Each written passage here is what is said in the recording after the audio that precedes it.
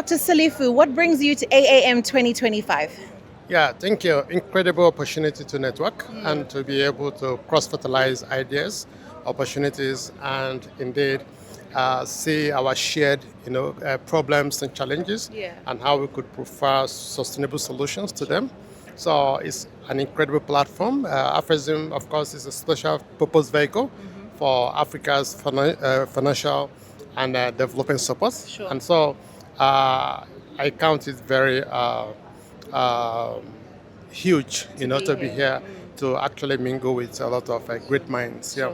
Through natural disasters, through a drought or a pandemic, African countries depend so much on donor funding, especially regarding nutrition, food, health. Tell us how we can circumvent some of these challenges that keep repeating themselves for African countries. What do we want to see tabled as conversations at places like this? Yeah, first and foremost is to appreciate and recognize the huge potentials and, of course, opportunities inherent in Africa, particularly in terms of financing of socio-economic, challenges.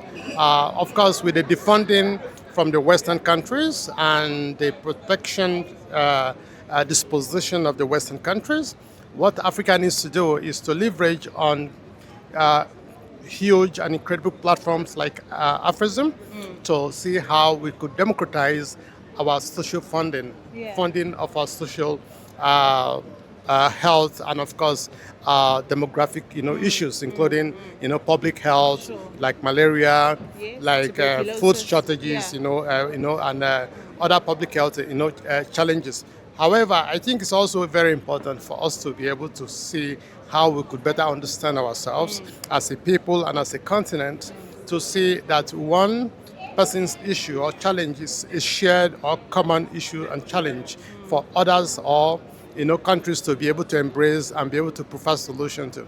Afrexim is a bank, but again, shouldn't just be about funding economic or business enterprises alone, but should be able to fund social, issues, including public health and so on. So they should be able to step in to bridge the gap already created by the funding from the US and other Western countries. If you see from all the statistics and data so far shared, Africa is not necessarily a poor continent. Africa, therefore, shouldn't be donor dependent.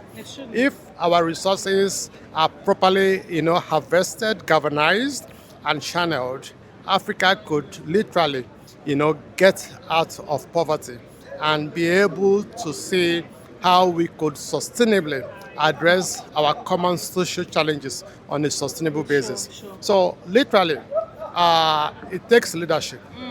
It takes good followership, of course. It takes strong institution, and it takes capacity building to be able to incorporate all of these plans and see them driving them to reality across a broad spectrum of the issues and value chain of interest and opportunities within the continent. Thank you so much. And what is your word to President Benedict Oramah as he exits his time as 10 years leading the bank? Oh, wonderful. I mean, he is a great guy. I mean, 10 years down the line, no one would have thought he would make the kind of impact he has been able to make, in the continent. I mean, we have had so many leaders before him, but he has been able to make a lot of remarkable, impacts across the countries, across the sectors, and I think he should be celebrated. He should be encouraged, and to see how we could have his type, if not even better, come and take his position after his tenure. And I think ultimately the support accorded him by his team should also be acknowledged, recognized, because of course a tree cannot make a forest. He has done so well so far because he was able to get the kind of support required from his team, and I think that has to be recognized.